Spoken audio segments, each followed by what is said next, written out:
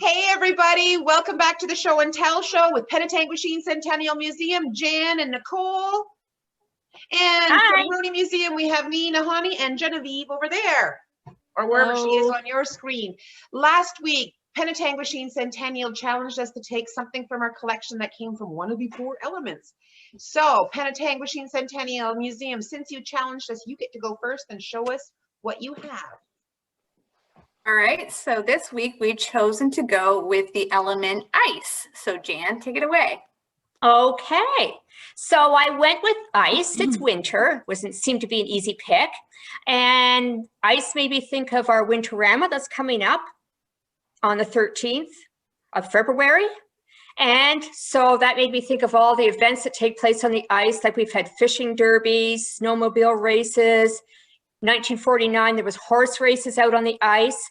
But one of the very mainstays of our Winterama for several decades now has always been our mascots, Willie and Millie. So today I do have our friends with us. Oh my God, look at them.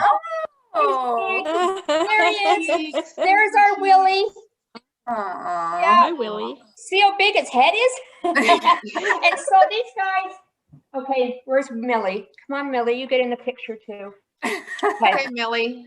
There's my. guys. There's a picture.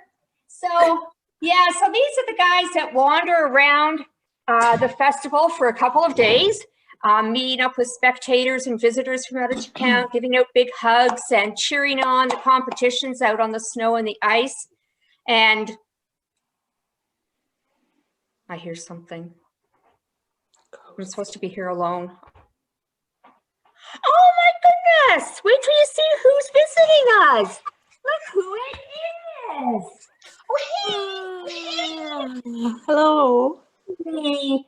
Hi guys, how are you? You're good? Yes, so nice to see you. Kind of scared me there for a minute. I'm supposed to be alone. You must have snuck in. So was that you, Willie, out on the snow the other day with the flying saucer going down the hill? Yeah? Have a good time? Was it fun? Oh, lots of fun. Millie, did you go out too? Too cold for you?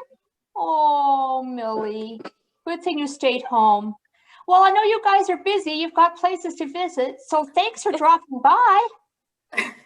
Okay, see you later, guys. Bye. Bye. So that's Willie and our Millie. So yeah, they wander around, they give out the biggest hugs, and they're just a whole lot of fun. Yeah. Oh my God. Do you know how many families probably have pictures of, like, it's probably multi-generational. Well, how old is Winterama? 1948? Yes. Yes, So how that was many the first one. generations have pictures with Millie? Well, Millie and Willie And probably Willie. came in the late 60s. Okay. But still. Oh, Willie. It's still been a few generations. Still Yeah. a few generations. Yeah. Yeah, that's awesome. That's so awesome. Oh my God. And I like Millie's dance. She's so cute. Yeah. So that's all. Yeah. What weekend is that? The 13th? Saturday is the 13th. It's the Friday, Saturday, Sunday. Okay. Yeah. All But right. this year, everything is throughout the month, Virtual. February, virtual. So Yeah. Okay, but it's on the website for the town of Penetanguishene. It is. And they are handing out the flying saucers. There's a pickup date. If you look at the Winterama site, they're handing out the flying saucers that Willie was on the weekend. So you can get yourself a little flying saucer. Yeah. Oh, some of us are too old for stuff like that. Just saying. No. We're a little breakable. Genevieve Carter, what do we have from our collection over at Huronia Museum? I know. I cannot top that. I have brought in something that is of the earth, derived from the earth, and it is a nail. So for any of you that have a historic house or have just found nails, there are actually 2 different types of those squared nails. The earliest ones are wrought nails. Those are made by the blacksmith, made by hammering a piece of squared stock to a point. So what you end up with is something like this here, tapered on all 4 sides. And if you look at it in profile, you get a nice squared profile. the other kind of nail was probably introduced about 1790, although that's really, really early. You wouldn't really start seeing it until about the early 1800s. And those are machine-made nails. And those are quite a bit different. Those do have on two sides, they are tapered like this, but on the other side, the other two opposing sides, they have a straight profile. And that's because those nails are made of sheets of iron that were thread or placed in the machine, and they flip, flop, flip, flop, flip, flop, and the cutting blade would come down and cut those nails. So that tapered point is made by the cutting, the tapered side is made by the cutting, and then that uniform width is the actual width of the shelf or the sheet itself. And there's actually, those are really collectible machines I've discovered online.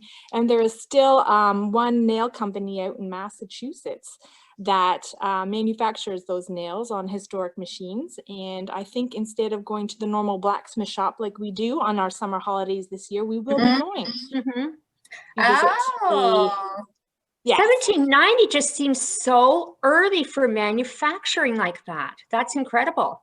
I would have thought it was much later. Yeah. That's what I would have guessed as well.